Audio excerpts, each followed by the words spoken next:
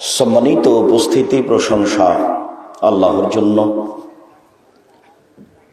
शांति अवतीर्ण होक आल्लाह रसूलेर ऊपर सल्लल्लाहु अलैहि वसल्लम। आजकेर এই দিনী বৈঠকে বক্তব্যের বিষয় আল্লাহ ভীতি। আল্লাহকে ভয় করা সম্পর্কে এক গুরুত্বপূর্ণ সংক্ষিপ্ত তথ্যবহুল বিবরণের চেষ্টা করব ইনশাআল্লাহুল আজিজ। সম্মানিত দিনী ভাই বোন, আল্লাহকে ভয় করা বিষয়টি নির্ভর করে আল্লাহকে জানার উপরে। মানুষ যে যেমন আল্লাহকে জানবে, চিনবে, বুঝবে, সে তেমনি আল্লাহ তাআলাকে ভয় করবে। আল্লাহকে জানা ও চেনা ও বুঝার জন্য আল্লাহ তাআলা নবীর মাধ্যমে আমাদের নিকটে কোরআন মাজিদ দিয়েছেন, বিশাল গ্রন্থ, 30 পারা। যদিও পড়তেও পারি না, বুঝতেও পারি না, আবার পড়তে পারলে বুঝতে পারি না আল্লাহ কি যে বললেন এই 30 পারা কোরআন মাজিদে। না কোনোদিন বুঝলাম, না কোনোদিন বুঝার প্রয়োজন মনে করলাম, না কোনোদিন চিন্তা ভাবনা করলাম এতে কি আছে।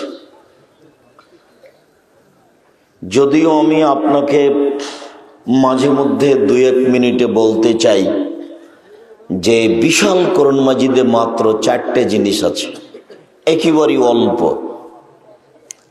তার একটা হচ্ছে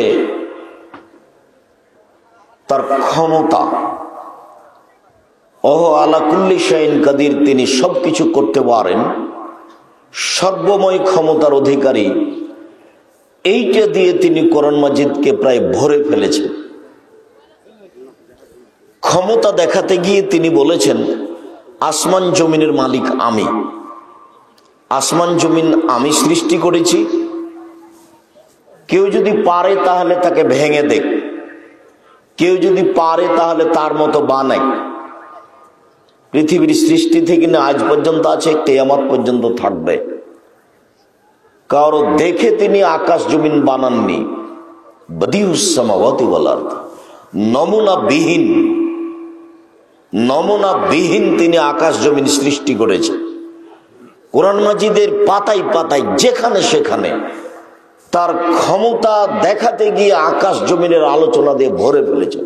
লাহু মা ফিস সামাওয়াতি ওয়াল আরদ, আসমান জমিনের মালিক তিনি, আসমান জমিনের ভিতরে যা কিছু আছে তার মালিক তিনি। কেউ এই আকাশ জমিনের পরিবর্তন ঘটাতে পারবে না কিয়ামত পর্যন্ত। তাকে ভেঙে ফেলতেও পারবে না, তার পরিবর্তন ঘটাতেও পারবে না, তার মতো আর একটা বানাতেও পারবে না। শক্তি দেখাতে গিয়ে আল্লাহ তাআলা কোরআন মাজিদে 1 নম্বর এটা দেখিয়েছে। 2 কোরআন মাজিদে 2 নম্বরে তিনি দেখিয়েছেন চন্দ্র সূর্য কিভাবে আসে, কিভাবে যায়, কিভাবে বাড়ে, কিভাবে কমে। কেউ তার গতিকে ঠেকাতে পারবে না, পারেনি কেউ, পারবে না কেউ, পারবে না জিন, পারবে না মানুষ, পারবে না ফেরেশতা। পৃথিবীর কোন প্রাণী এই চন্দ্র সূর্যের পরিবর্তন ঘটাতে পারবে না কিয়ামত পর্যন্ত। তার নাম ক্ষমতা, ভিন্ন ধরনের ক্ষমতা। এই ছেলে, ওখানে দাঁড়িয়ে আছো কেন? জায়গা না পেলে পিছনে যাও, ভাবে দাঁড়িয়ে আছো কেন?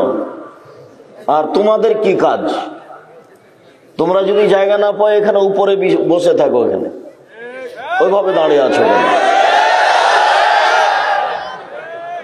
রাসূল সাল্লাল্লাহু আলাইহি সাল্লাম কথা বললে বসতে বলতেন, দাঁড়ানো অবস্থায় তিনি কথা বলেছেন এরকম হাদিস আমাদের অবগতিতে নেই। আপনাদের একদিন আমি শোনাচ্ছিলাম দাজ্জালের ঘটনায়, যে রাসূল সাল্লাল্লাহু আলাইহি সাল্লাম ফাতেমা বিনতে কায়েস বলছেন সামিতু মুনাদি ইউনাদি আস-সালাতু জামিয়া।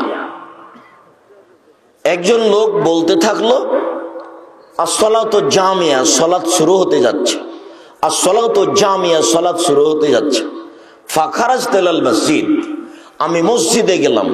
ফাসাল্লাইতু মা নবী সাল্লাল্লাহু আলাইহি সাল্লাম, আমি নবীর সাথে সালাত আদায় করলাম। ফালাম্মা কাজা সালাতাহু, যখন তিনি সালাত শেষ করলেন, জালাসা আলা মিম্বারিহি, তিনি তার কাঠের মিম্বারের উপরে উঠে বসলেন। ওহ ইয়াজহাক, তখন তিনি হাসছিলেন, হাসি মুখে তিনি উঠে বসলেন।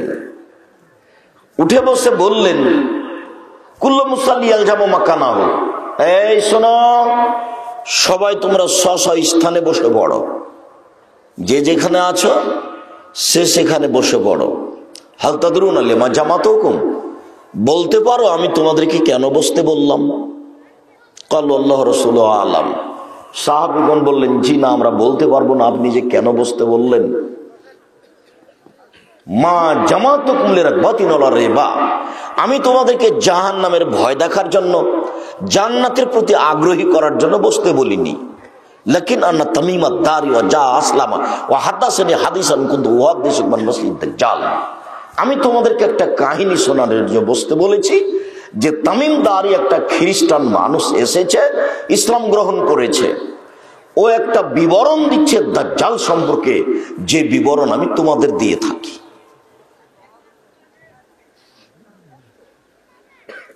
আরো লম্বা কাহিনী। তো এই একটা লম্বা কাহিনীতে এখানে রাসূল সাল্লাল্লাহু আলাইহি সাল্লাম কথা বলবেন, সবকে বসতে বললেন। যখন তিনি ঈদের মাঠে কথা বলতেন তখনও সাহাবীগণ বসে থাকতেন, তিনি বসতে বলতেন।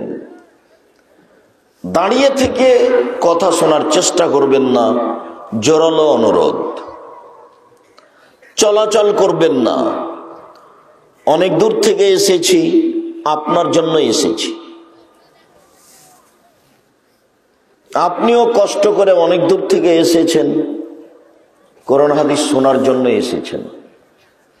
আর আপনার খুব ভালো জানা আছে, আমার জীবনে আমি কোনোদিন কেসা কাহিনী বলিনি। 90 সাল থেকে নিয়ে এখন পর্যন্ত 31 বছর চলছে, 31 বছরে আমি কোনোদিন কেসা কাহিনী বলিনি, আমি কোনোদিন অপ্রয়োজনীয় বাক্য বলিনি, আমি কোনোদিন কাউকে নিন্দা করে কথা বলিনি।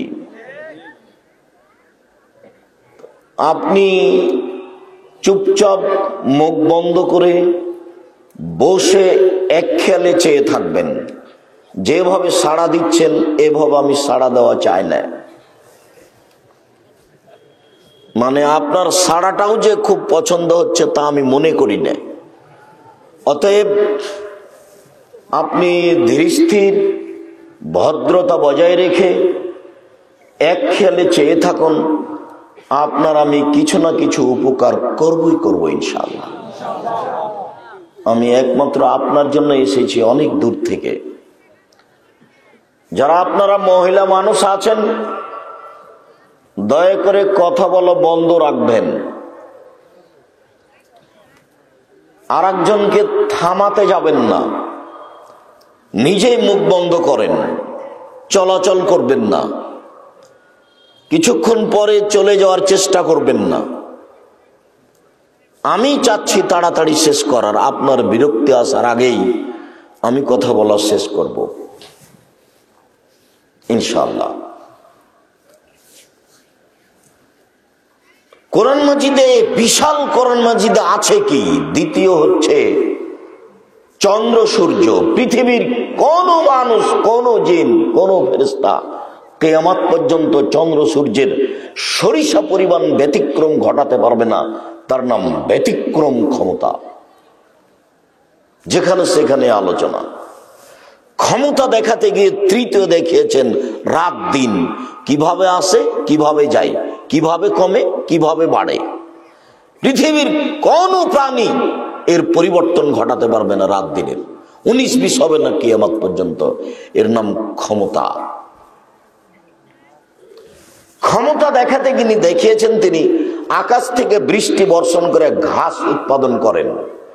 ঘাসের এক অংশ মানুষ খায় আর এক অংশ পশু প্রাণী খায়।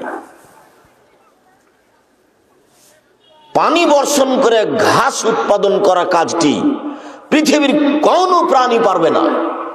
এটা একটা ব্যতিক্রম ক্ষমতা। ক্ষমতা দেখাতে গিয়ে দেখিয়েছেন আদ সামুদকে আমি ধ্বংস করে দিয়েছি, শক্তিশালী জাতি কেউ আর বিচার করতে পারেনি, এত শক্তিশালী ছিল তারা। লাম ইউখলাক মিসলুহা ফিল বিলাদ, পৃথিবীর কোন দেশে তাদের মতো শক্তিশালী সম্প্রদায় আর কখনো কোনোদিনও সৃষ্টি করা হবে না, হয়নি। এত বড় শক্তিশালী সম্প্রদায় আল্লাহ পৃথিবী তার কখনো সৃষ্টি করবেন না।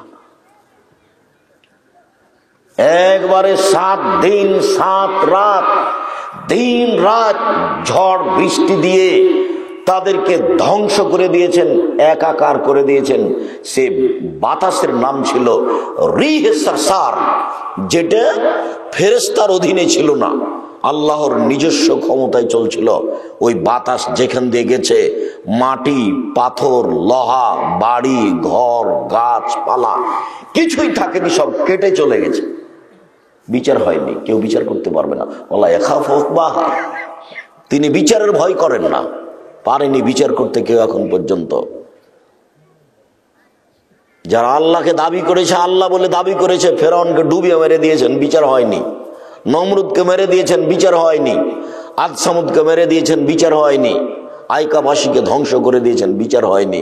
পৃথিবীর কোন প্রাণী তার বিচার করতে পারবে না, একক ক্ষমতার মালিক।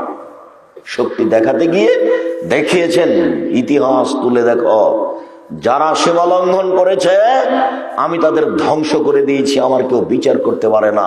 ওয়ালা ইয়াখাফু উকবাহা, ফলাফল নিয়ে তিনি ভয় করেন না। পাল্টাকে বিচার করতে পারবে এরকম তিনি ভয় করেন না, এর নাম ক্ষমতা, একক ক্ষমতা। এটা দেখিয়েছেন কোরআন মাজিদে। এইটাই মূলত আলোচনা 1 নাম্বার। 2 নাম্বার আলোচনা আছে দয়া ও ক্ষমা, রহমান, রাহিম, গাফুর, বাররুন, ওয়াদুদ। এই দিয়ে রহমান, রাহিম, গাফুর, ওয়াদুদ দিয়ে কোরআন মাজিদ ভরে ফেলা আছে। কতবার যে আল্লাহ তাআলা নিজের পরিচয় দিয়েছেন, গাফুর বলে, রহমান বলে, রাহিম বলে। কে পড়ে কে জানে, কে পড়বে কে বুঝবে। আছে এই কোরআন মাজিদে, চোখের সামনে থেকে গেল। হাজারো লক্ষ কোটি মানুষ দুনিয়া থেকে চলে গেল এভাবে। গাফুর দিয়ে, রহমান দিয়ে, রাহিম দিয়ে, বাররুন দিয়ে, ওয়াদুদ দিয়ে, রাউফ দিয়ে কোরআন মাজিদকে ভরে ফেলা আছে। কিন্তু মানুষ বুঝেও না, বোঝার চেষ্টাও করে না। আরবি ভাষায় লেখা আছে, মনে করে যে সম্মান করতে হয়, তা একবারে কাপড় দিয়ে জড়িয়ে সম্মান করে রাখে। সম্মান করতে হয় এই কথাই ঠিক, তবে সম্মান করে রেখে দিতে হবে এই কথা ঠিক নয়। পড়তে হবে। আপনাদেরকে আমি বলেছি মানুষের জীবনে 3টা জরুরি কাজ, এর চেয়ে পৃথিবীতে ব্যতিক্রম জরুরি কাজ নেই পৃথিবীতে। তার 1 নাম্বার জরুরি কাজ হচ্ছে সলাত আদায় করা। সলাতের এত গুণ, সলাতের এত সাইড, আব্দুল্লাহর বক্তব্য শোনার পূর্বে আমারও এইভাবে কোনোদিন জানা ছিল না। আমি তো সলাতের বক্তব্য অনেক দিয়েছি, কিন্তু এইভাবে আমি কোনোদিন বলিনি, ওটা আমি বুঝতেও পারিনি। তো দোয়ার দরখাস্ত থাকছে, দোয়া করবেন তারা যেন দিনের খিদমত করতে পারে। আর দাওয়া আল্লাহ, আল্লাহর পথে দাওয়াত দেওয়ার জন্য উত্তরবঙ্গে তারা এর আগেও আসছিল, আজকেও সফরে বের হয়েছে। রংপুর, দিনাজপুর, লালমনিরহাট, নীলফামারী, কুড়িগ্রাম, পঞ্চগড়, ঠাকুরগাঁ এসব ডিস্ট্রিক্টে দাওয়াতি কাজ করবে বলে সফরে বের হয়েছে। হয়তো বা শেষ না হলে আবারও কখনো আসতে পারে। আর দাওয়া আল্লাহ, আর দাওয়া আল্লাহর একটা বড় কাজ ছিল, আছে, সেটা হচ্ছে ফ্রি অক্সিজেন বিতরণ, যা আপনারা দেখেছেন। আর দাওয়া আল্লাহর কাজ, একটা গুরুত্বপূর্ণ কাজ হচ্ছে ফ্রি বই পুস্তক বিতরণ। আর দাওয়া আল্লাহর একটা গুরুত্বপূর্ণ কাজ হচ্ছে দেশের বিভিন্ন জেলায় মক্তব চালু করা। আর দাওয়া আল্লাহর সদস্যর আরো কাজ হচ্ছে যে আপনার অসহায় মানুষের পাশে দাঁড়ানো। আর দাওয়া আল্লাহর আরো গুরুত্বপূর্ণ কাজ হচ্ছে এদেশে কোনো জায়গাতে কোনো মসজিদ নির্মাণ হচ্ছে না বা পারে না, তারা সম্ভবপর চেষ্টা করবে সেই মসজিদে অংশগ্রহণ করা। আর দাওয়া আল্লাহর আরো গুরুত্বপূর্ণ কাজ হচ্ছে সারা দেশে স্বার্থ ছাড়াই সারা দেশে এরকম আমাদের মতো বিশাল পরিকল্পনা নিয়ে 6 মাস থেকে প্রস্তুতি নিয়ে ব্যয়বহুল পয়সাপাতি খরচ করে এই নিয়ম নীতি ছাড়াই মসজিদ ভিত্তিক আল্লাহর পথে দাওয়াত দেওয়া, এই পদক্ষেপ তারা নিয়েছে, যার নাম হচ্ছে দাওয়া ইলাল্লাহ, আল্লাহর পথে দাওয়াত। আপনাদের অনেক সহযোগী, তাদের একটা গাড়িও হয়েছে, তারা এই বিভিন্ন জেলাতে যাওয়ার চেষ্টা করছে। আমি সাধারণ মানুষ আপনাদের জন্য আপনাদেরকে আন্তরিকভাবে দোয়া করার জন্য অনুরোধ জানাচ্ছি যে আল্লাহ যেন তাদের এই কাজটাকে একমাত্র আল্লাহকে সন্তুষ্ট করার জন্য কবুল করেন, যাতে করে কাজটা সফল হয়। যতগুলো দাওয়া ইলাল্লাহর কাজ, সবটাই কাজ যেন ধারাবাহিকভাবে তারা সফল করতে পারে। এ ব্যাপারে যা কিছু করা লাগে আল্লাহর কাছে দোয়া ছাড়া আল্লাহ আরো সেগুলো আপনারা করবেন। 1 নম্বরে রাখবেন আল্লাহর কাছে দোয়া করা, আল্লাহ তুমি দাওয়া ইলাল্লাহর সদস্যদের এই কাজকে তুমি কবুল করো, আর বাকি যেগুলি পথ আছে সেগুলি তুমি সহজ করে দাও। সম্মানিত দিনী ভাই বোন, বিশাল কোরআন মাজিদে তৃতীয় আছে কিছু বিধান, কিভাবে সালাত আদায় করতে হবে, যাকাত দিতে হবে, চুরি করলে হাত কাটা যাবে, জেনা করলে শাস্তি হবে, এরকম কিছু বিধান আছে। ওযু করতে হবে, তায়াম্মুম করতে হবে, এইসব বিধান আছে কিছু। 4 নম্বরে আছে ফাঁকে ফাঁকে জাহান্নাম আর জান্নাতের আলোচনা। এই মূলত 4টে জিনিস আছে এই বিশাল কোরআন মাজিদে। ফাঁকে ফাঁকে জাহান্নাম জান্নাতের আলোচনা, জাহান্নাম ও জান্নাতের আলোচনা। যেখানে জাহান্নামের আলোচনা সেখানে জান্নাতের আলোচনা, যেখানে জাহান্নামের আলোচনা সেখানে জান্নাতের আলোচনা। আর যখনই শক্তিশালী জাতিকে ধ্বংস করার কথা বলেছেন তখনই পাশে রেখে দিয়েছেন, তবে কেউ যদি ঈমান আনে, আল্লাহর কাছে ক্ষমা চাই, তাহলে তাকে ক্ষমা করে দিবেন, সে যত বড়ই অপরাধী হোক। এই কথাটাই মাঝে মধ্যে তিনি কোরআন মাজিদে জানিয়েছেন। ক্ষমা করার জন্য প্রতীক্ষমান আছেন, ক্ষমা চাই কে?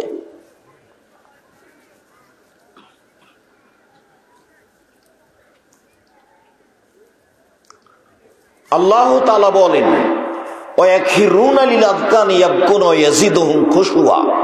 পৃথিবীতে হাজারো মানুষ, পৃথিবীতে লক্ষ কোটি মানুষ আল্লাহর ভয়ে কেঁদে মাটিতে লুটিয়ে পড়ে। তাদের কান্নার শব্দ তাদের ভীতিকে আরো বেশি করে দেয়।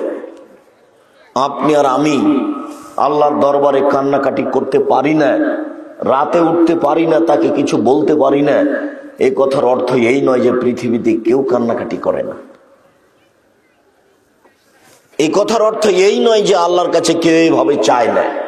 এই ছেলে, তোমরা যারা এখানে দায়িত্ব পালন করছো, দেখো তো বাইরে কথা বলে কে, যেটা কথা কানে আসে, আমার কানে আসে, তোমাদের কানে আসে না। এই পাড়ার ছেলেরা তোমরা কি করো?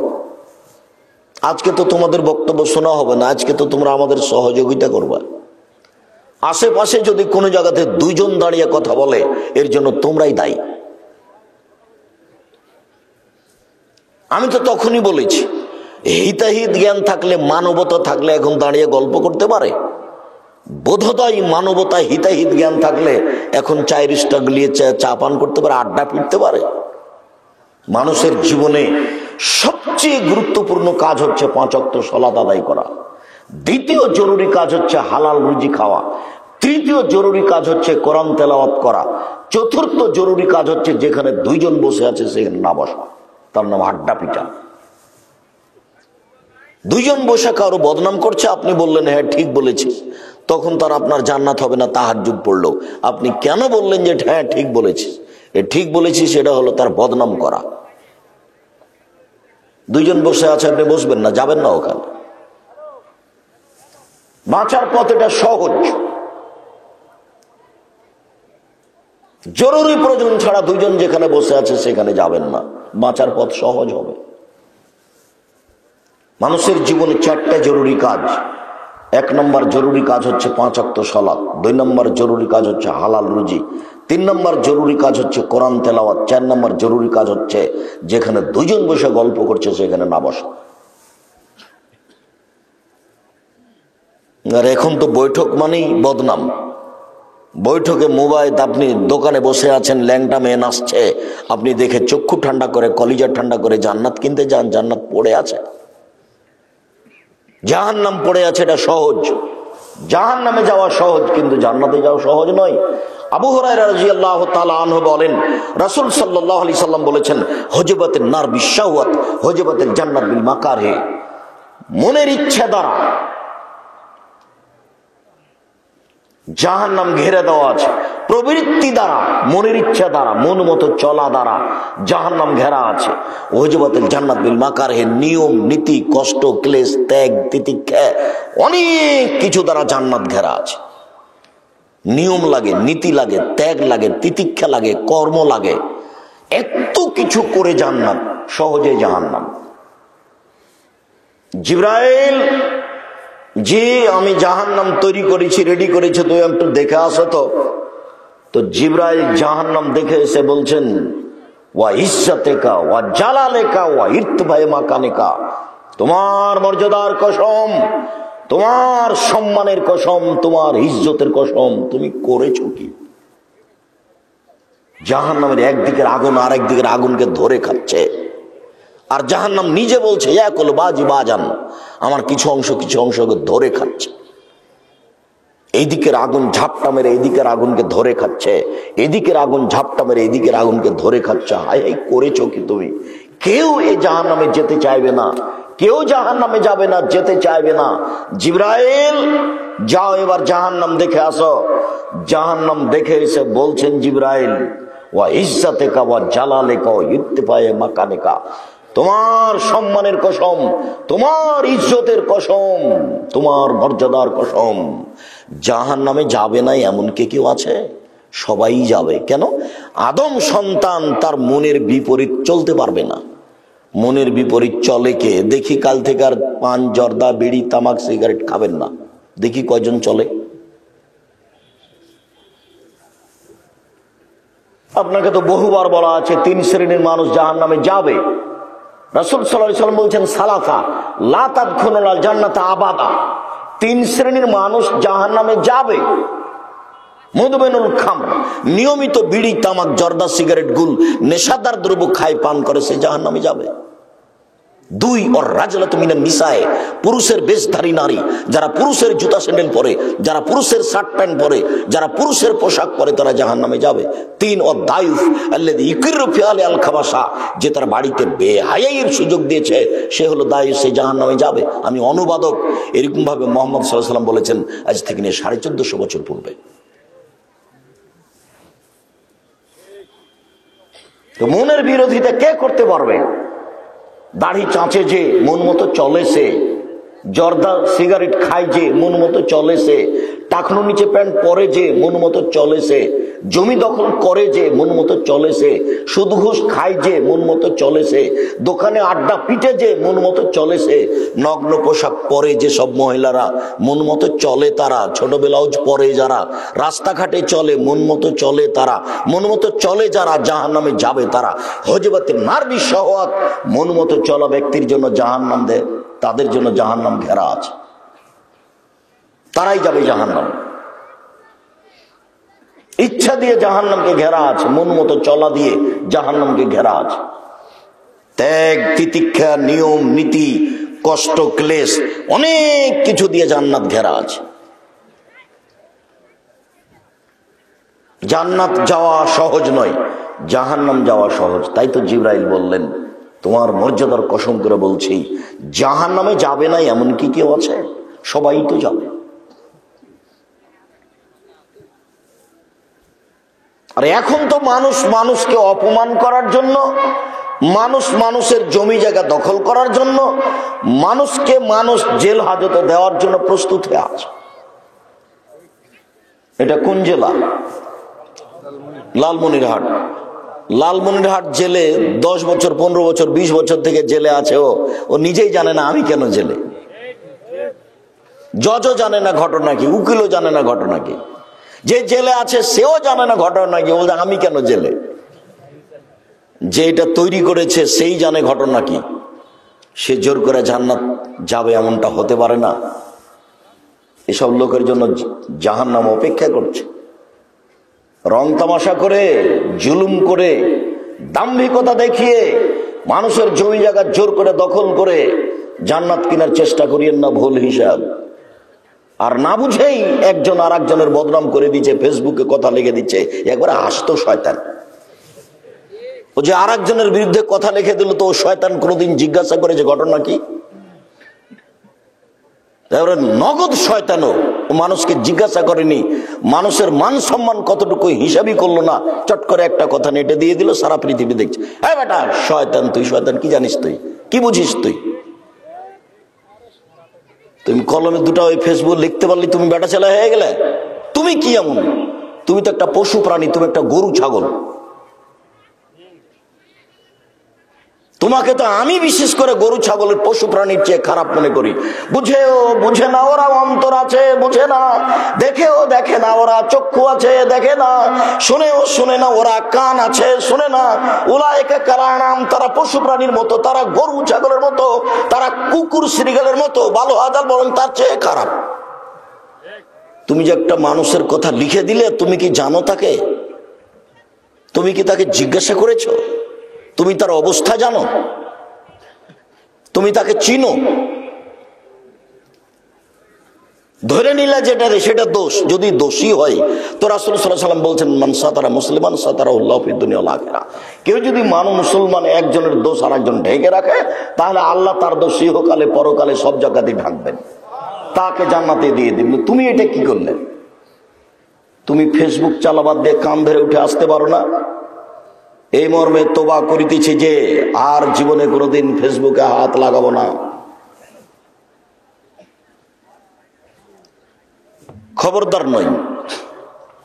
এসেছো, বাকি জীবন মানুষ হয়ে থাকার চেষ্টা করো, 5 ওয়াক্ত সালাত আদায় করো, হালাল রুজি খাও, মানুষের সাথে বসে আড্ডা পিটিও না, জান্নাত হবে ইনশাআল্লাহ। 5 ওয়াক্ত সালাত আদায় করো, দিন মজুরি করে খাও, দোকানে বসে আড্ডা পিটো না, কাজ শেষ বাড়ি চলে যাও, বাপ মায়ের সাথে, বউয়ের সাথে, ছেলে মেয়ের সাথে থাকো, মরণ হয়ে গেলে জান্নাত হবে ইনশাআল্লাহ। আর ফেসবুকে লিখেছো কিছু, মিটাতে পারবে না, কার হাত ধরে ক্ষমা চাইবে? দোকানে বসে আড্ডা পিটেছ, মানুষের বদনাম করেছো, জান্নাত এখন কঠিন হয়ে গেছে। না বুঝা মানুষের পিছনে ছুটে বেড়াচ্ছ, সিগারেট খেয়েছো আর বলেছো অমুকের চরিত্র ফুলের মতো পবিত্র, লাফালাফি করেছ, তো ওর চরিত্র ফুলের মতো পবিত্র না তুমি জানো? রাসূল সাল্লাল্লাহু আলাইহি সাল্লাম বলছেন, বাঁচার 3টে পথ, জান্নাত হবেই। তার একটা পথ হলো আলজিম লিসানাক, মুখ বন্ধ করো, বাস জান্নাত হবে। বাড়িতে থাকো, জান্নাত হবে। এই কথা মুহাম্মদ সাল্লাল্লাহু আলাইহি সাল্লাম বলেন, আমরা অনুবাদক। আল্লাহে আল্লাহর কসম, আল্লাহে আল্লাহর কসম, আল্লাহে আল্লাহর কসম, আমি আব্দুর রাজ্জাক বিন ইউসুফ 31 বছর থেকে কোনো অপ্রয়োজনীয় বাক্য বলিনি। 31 বছর থেকে আমি কোনোদিন কেচ্ছা কাহিনী বলিনি। সম্মানিত দিনী ভাই বোন, পৃথিবীতে হাজারো মানুষ আল্লাহর ভয়ে কেঁদে মাটিতে লুটিয়ে পড়ে, তাদের কান্নার শব্দ তাদের ভীতিকে আরো বেশি করে দেয়। কিন্তু আমি আর আপনি তো তা বুঝতে পারি না, আমাদের তো দিন এমনি পার হয়ে যাচ্ছে। আফামিন হাদাল হাদিসে তাজাবুনা ওয়া তাদহাকুনা ওয়া লা তাবকুন। আল্লাহ তাআলা বলছেন, পৃথিবীর মানুষ, এক শ্রেণীর মানুষ, তোমরা শোনো, কিয়ামতের কথা শুনে হাসাহাসি করো, কিয়ামতের কথা শুনে আশ্চর্য হও, নাকি কিয়ামত হবে, নাকি হিসাব নিকাশ হবে, নাকি বিচার হবে, নাকি জাহান্নাম জান্নাত হবে, এইসব কথা শুনে তোমরা হাসাহাসি করো, তোমরা আশ্চর্য হও, কই তোমরা তো কান্নাকাটি করো না? এই কথা আল্লাহ বলছে, কই তোমরা তো কান্নাকাটি করো না? আল্লাহ আমাদের নবীকে বলছেন, ফাইযা ফারাগতা ফানসব ওয়া ইলা রাব্বিকা ফারগাব। মুহাম্মদ সাল্লাল্লাহু আলাইহি সাল্লাম, আপনি যখন দুনিয়াবি কাজ থেকে অবসর হবেন, তখন আপনি কঠোর শ্রমে আত্মনিয়োগ করুন, আর আপনি যা আমাকে বলবেন সেটা আপনি বিনয়ের সাথে কান্নাকাটি করে বলুন। কি বলবেন? আল্লাহর গতি আর মানুষের স্বভাব দুটো এক নয়। মানুষের স্বভাব একবার থেকে 2 বার চাইলেই খেপে যায়। মানুষের স্বভাব আপনাদের গ্রামের সর্দারিনী ধনী মানুষ, খুব দানশীল, আজকে গিয়ে বলেছেন যে ভাইজান আমি একটু বিপদে পড়েছি, 5,000 টাকা দেন। তো দিয়েছে। পরের দিন আবার বলছেন ভাইজান আমার ছেলের হাত ভেঙে গেছে, আমাকে মেডিকেলে যাইতে হবে, তো 5,000 টাকা কর্জ দেন। তো বলবে কিরে তোর জন্য আমি টাকা বানাই নাকি? এটা মানুষের স্বভাব, প্রতিদিন দিতে পারবে না। আর আল্লাহর গতি, যত চাইবেন তত খুশি, যত চাইবেন তত খুশি। লাইসা শাইউন আকরামু ইনদাল্লাহি মিনাদ দুআয়ে। আল্লাহর নিকটে চাওয়া কাজটা যত প্রিয়, আল্লাহর নিকটে চাওয়া কাজটা যত প্রিয়, পৃথিবীর কোনো কাজ আল্লাহর কাছে এত প্রিয় নয়। হজ একটা বড় ইবাদত, এত প্রিয় নয়। এইভাবে আল্লাহ রাসূল বলেননি।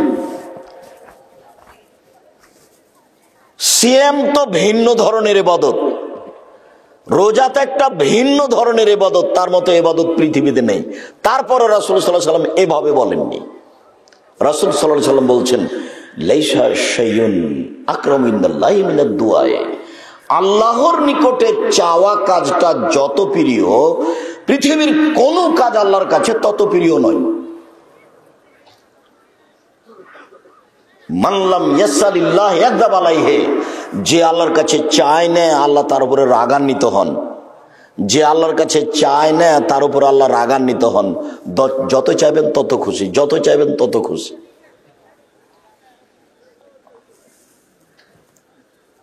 আনাস রাদিয়াল্লাহু তাআলা আনহু বলেন, হাদিসে কুদসি, রাসূল সাল্লাল্লাহু আলাইহি ওয়াসাল্লাম বলেছেন, আল্লাহ তাআলা বলেন ইবনে আদম মা দাওরাতানি ওয়া রাজাউতানি, হে আদমের ছেলে মেয়ে শোনো, তুমি যেভাবে ডাকো আমি সেভাবে থাকি, তুমি যেভাবে আশা পোষণ করো আমি সেভাবে পূর্ণ করে থাকি। হে আদমের ছেলে মেয়ে শোনো, তুমি যেভাবে ডাকো আমি সেভাবে থাকি, তুমি যেভাবে আশা পোষণ করো আমি পূর্ণ করে থাকি।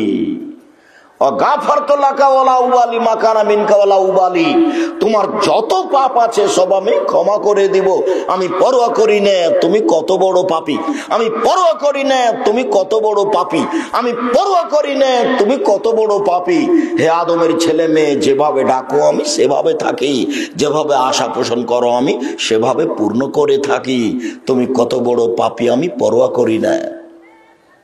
আবার বলছেন ইবনে আদম লাউ বালাগাত যুনুবুকা আনানা সামায়ে, এই আদমের ছেলে মেয়ে শোনো, তোমাদের পাপ বেশি হতে হতে যদি আকাশে লেগে যায়, পাপ আর পাপ, আকাশ জমিন পরিপূর্ণ হয়ে আছে শুধু পাপে। ফাস্তাগফিরতানি, যদি তুমি আমার কাছে ক্ষমা চাও, গাফারতু লাকা, আমি তোমাকে ক্ষমা করে দিব। ওয়ালা উবালি, আমি পরোয়া করি না তুমি কত বড় পাপী, আমি পরোয়া করি না তুমি কত বড় পাপী, আমি পরোয়া করি না তুমি কত বড় পাপী। আদমের ছেলে মেয়ে শোনো, যেভাবে ডাকো আমি সেভাবে থাকি, যেভাবে আশা পোষণ করো আমি পূর্ণ করে থাকি। আদমের ছেলে মেয়ে শোনো, যেভাবে ডাকো আমি সেভাবে শুনি, যেভাবে আশা পোষণ করো আমি সেভাবে পূর্ণ করে থাকি। আদমের ছেলে মেয়ে শোনো, বিচারের মাঠে তোমাদের সাথে আবার দেখা হবে। এখন তো বলছে এভাবে হাদিসে কুদসি, বিচারের মাঠে আবার দেখা হবে, সারা পৃথিবীর মানুষ বিচারের মাঠে উপস্থিত হবে। সেদিন আল্লাহ তাআলা এসে বলবেন, ইবনে আদম লা আতাইতানি বিকুরাবিল আরদি খাতায়া সুম্মা লাকিতানি লা তুশরিক বিশাইআ লা আতাইতুকা বিকুরাবিহা মাগফিরা। আদমের ছেলে মেয়ে শোনো, আজকে বিচারের মাঠে উপস্থিত হয়েছো, আকাশ জমিন পরিপূর্ণ পাপ নিয়ে, পাপ আর পাপ একেবারে আকাশ জমিন পরিপূর্ণ হয়ে আছে পাপে। আজকে তুমি যে পরিমাণ পাপ নিয়ে উপস্থিত হয়েছ, আমি সেই পরিমাণ ক্ষমা নিয়ে উপস্থিত হয়েছি। যদি শিরক না থাকে, তোমার যেই পরিমাণ পাপ আমার সেই পরিমাণ ক্ষমা, তোমার যেই পরিমাণ পাপ আমার সেই পরিমাণ ক্ষমা, তোমার যেই পরিমাণ পাপ, যত তোমার পাপ তত আমার ক্ষমা, যত তোমার পাপ তত আমার ক্ষমা, আমি পরোয়া করি না তুমি কত বড় পাপী। যদি শিরক না থাকে, সেই মহাপাপ। তবে এটা উত্তরবঙ্গ বাংলাদেশের অত শিরক নেই যত শিরক আছে চট্টগ্রামে, বরিশালে, সিলেটে।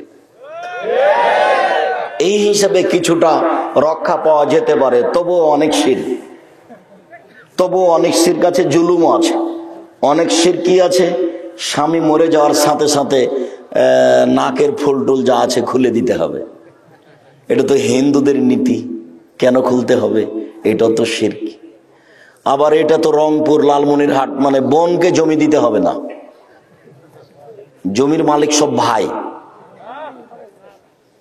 এই ছেলে দেখো, তোমার দাদা মারা গেছে 10 বছর হলো, তোমার বাপ এখনো তোমার ফুফুকে জমি দেয়নি।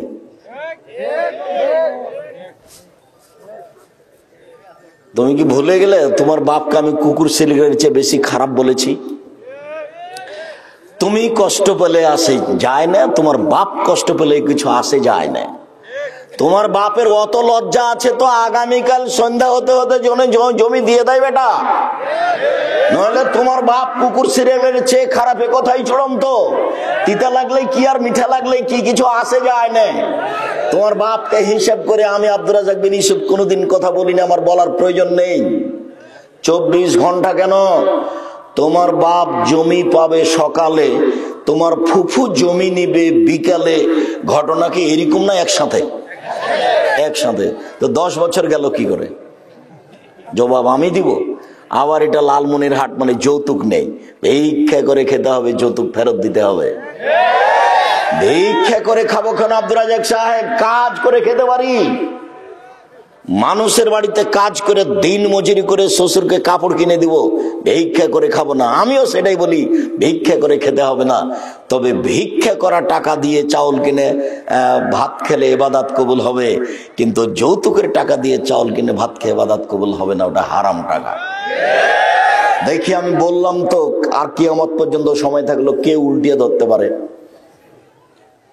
কেউ বলে না কেন যে যৌতুক হালাল? আর তোমার বাপকে শরম লাগছে নাকি? দেখো তো, তোমার বাপ পাশে বসে আছে, লজ্জা পায় না? অত ছোট করতে চাইনি, তবুও বলছি বাপ এটা ভিক্ষা করে খাও। যৌতুক নিবা কেন? যৌতুক নিবা কেন? গ্রামে যদি ভিক্ষা না যায় তাহলে কাউনিয়া ট্রেন স্টেশনে যাও। গ্রামে যদি কাজ না পাও তাহলে কাউনিয়া ট্রেন স্টেশনে যাও, মানুষের ব্যাগ বোকচা গাড়িতে তুলে দিও। সারাদিন গাড়িতে তুলে দিলে 300 থেকে 500 টাকা হবে। এখন দিন মজুরি করে অনেক টাকা পাওয়া যায়।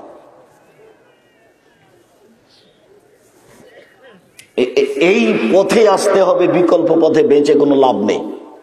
ব্যবসা বাণিজ্য করেন, টাকা বেশি হবে, মানুষের উপকার করতে পারবেন। আর চাকরি করবেন, মাসের 25 দিন যেতে না যেতে টাকা শেষ হবে। চাঁপাইনবাবগঞ্জ রাজশাহীর মতো। ওরা বিদেশে যায় না, ওরা ব্যবসা করে না, ওরা শুধু মাস্টারি করে, শিক্ষকতা করে, বেতন পায়, 25 দিনে শেষ হয়। আর বাকি 5 দিন ধার কর্জ করে চলে। আবার যখন বেতন পায় তখন ধার কর্জ পরিশোধ করতে করতে আবার 25 দিনে শেষ হয়। তো বাপ মায়ের কি উপকার করবে, জাতির কি উপকার করবে? জাতির উপকার করতে হলে ব্যবসা করতে হবে। ব্যবসা ছাড়া জাতির উপকার করা যায় না। তাই তো আল্লাহ রাসূল বলছেন, ব্যবসার মর্যাদা উল্লেখ করতে বলছেন না, তাজেরা সাদেকাল আমিন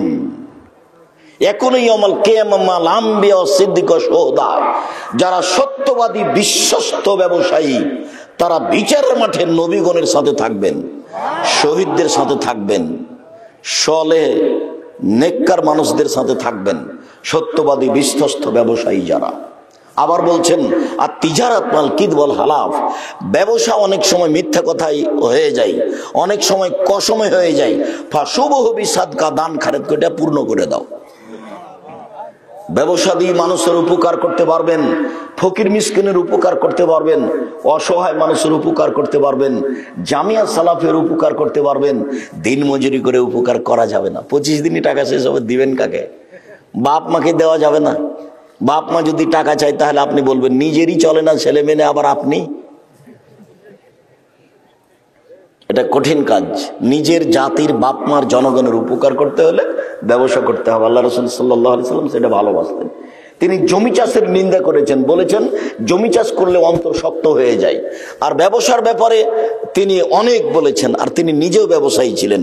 আর বলেছেন পার্টনারে ব্যবসা করলে তৃতীয় জন আল্লাহ থাকেন, তবে একজন যদি একটু ক্ষতি করে তখন আল্লাহ বলেন যে তাহলে আমি চলে গেলাম, তোমরা দুজন থাকো। দুইজন মিলে টাকা জমা করে ব্যবসা করেন, ভালো। কিন্তু ব্যবসা করতে করতে একদিন তো যদি 10টা টাকা ওখান থেকে নিয়ে নেন, আপনার সাথী জানে না, ওই সঙ্গী পার্টনার জানে না 10টা টাকা নিয়ে নিয়েছেন, তখন আল্লাহ আর আপনার সাথে থাকবে না। এখন আল্লাহ বলবেন যে তোমরা দুইজন থাকো, আমি গেলাম। আর যতক্ষণ পর্যন্ত আর একজনের ক্ষতি করবেন না ততক্ষণ ব্যবসা কয়জনে চলছে? 3 জনে চলছে। হাদিস কিন্তু বুখারী মুসলিম।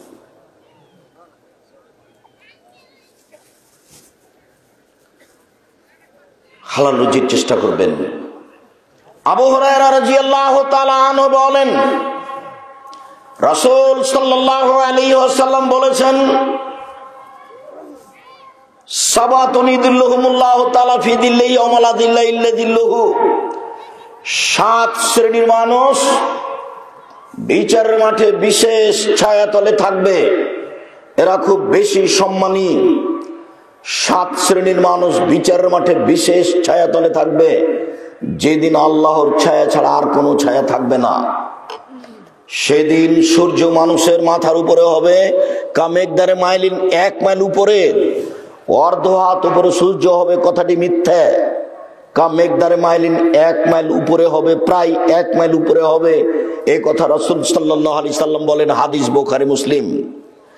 সেদিন সূর্যের তাপে মানুষের শরীর থেকে ঘাম এমন ভাবে বের হবে যে কিছু কিছু মানুষ তার ঘামের মধ্যে থাকবে এখনো পিয়ারাকেহি, কেউ কেউ তার ঘামের মধ্যে থাকবে মিনহুম মা ইয়াকুনু কাবায়ে, কারো কারো শরীরের ঘাম হবে টাকনু পর্যন্ত, অমিনহুম মা ইয়াকুনু ইলা রুকবাতাইহি, কারো কারো ঘাম হবে হাঁটু পর্যন্ত, অমিনহুম মা ইয়াকুনু ইলা হাকওয়াইহি, কারো কারো ঘাম হবে কোমর পর্যন্ত, অমিনহুম মা ইয়াকুনু ইলা তারকুয়াতিহি, কারো কারো ঘাম হবে নাক পর্যন্ত। শরীরের ঘাম নাক পর্যন্ত হবে। কি দিয়ে বুঝায় আপনাকে আমি বিচারের মাঠ কত কঠিন? কবর যত কঠিন, কিয়ামত তার চেয়ে অনেক অনেক বেশি কঠিন। কিয়ামতের মাঠ যত কঠিন, জাহান্নাম তার চেয়ে অনেক অনেক অনেক বেশি কঠিন। সম্মানিত দিনী ভাই বোন, বিচার মাঠে 7 শ্রেণীর মানুষ বিশেষ ছায়াতলে থাকবে, যেদিন আল্লাহর ছায়া ছাড়া আর কোনো ছায়া থাকবে না, যেদিন সূর্য মানুষের মাথার উপরে 1 মাইল উপরে থাকবে। 1 শ্রেণীর মানুষ ইমামুন আদিল, ন্যায় পরায়ণ নেতা। নেতৃত্ব খুব কঠিন জিনিস। উমর রাদিয়াল্লাহু তাআলা আনহু বলেছেন, খলিফা হওয়ার আগে যা কিছু নেকি করেছি,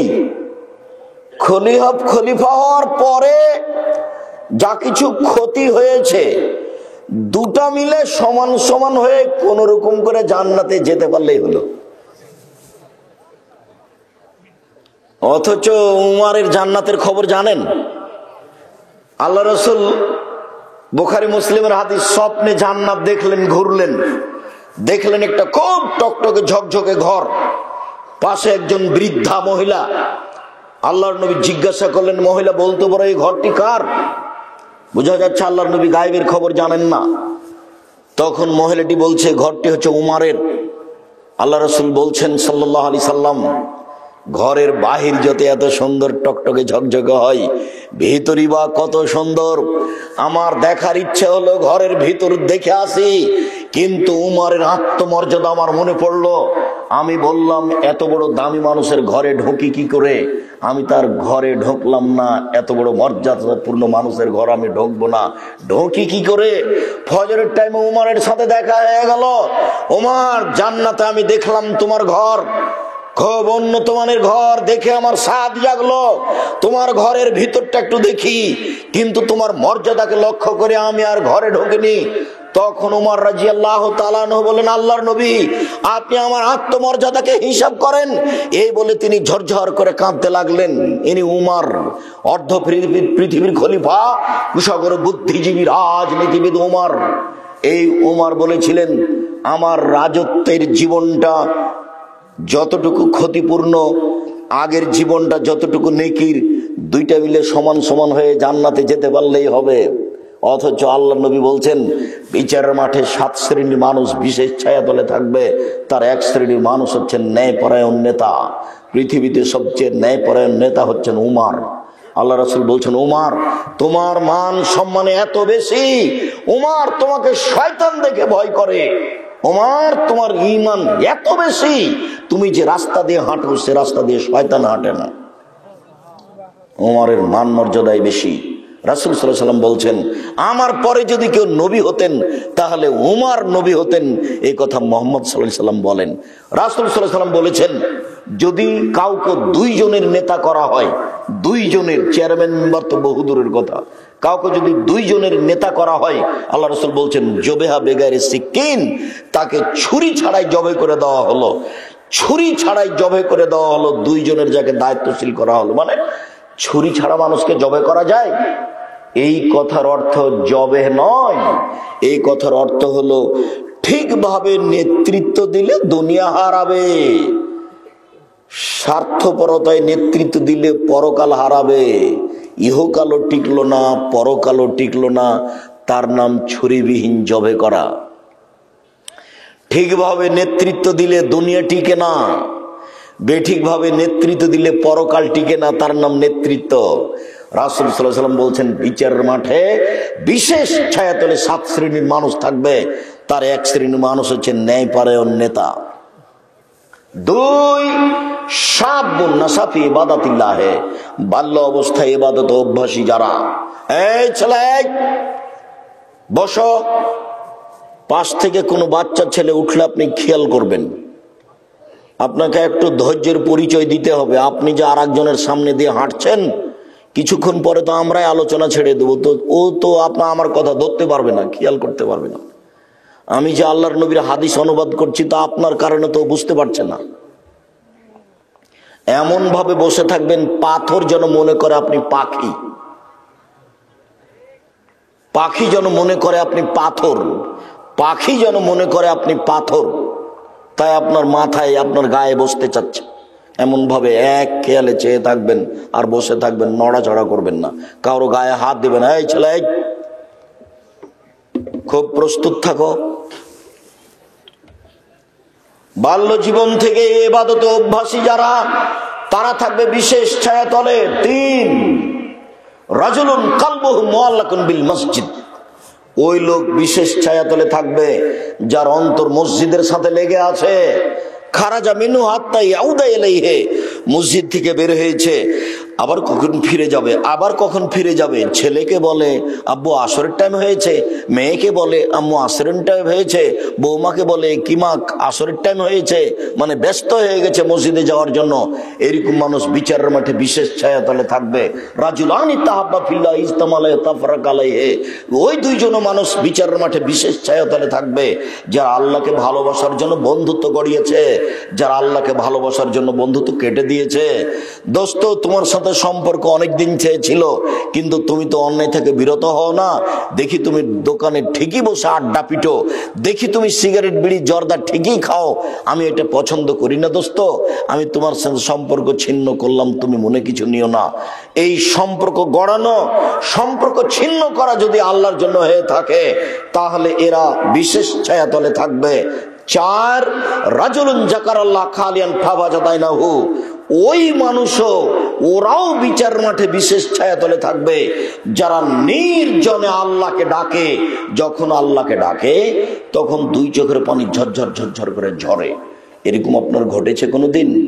যেই ঘরে স্ত্রী ঘুমিয়ে আছে ওই ঘরে ইবাদত করবেন না, তাহাজ্জুদ ওই ঘরে পড়বেন না, কেননা আপনার কান্নার গতি যদি স্ত্রী শুনতে পায়, ও যদি জেগে যায়, তাহলে আপনার কান্নার গতিটা ভেঙে যাবে, আপনাকে কেমন কেমন লাগবে।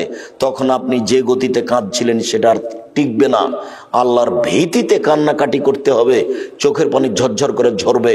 তখন আল্লাহ দেখবেন এ সত্যি কাঁদছে, তখন আপনার জন্য সিদ্ধান্ত হয়ে যাবে বিশেষ ছায়া। জান্নাত তো হবেই, জান্নাত তো হয়েই আছে।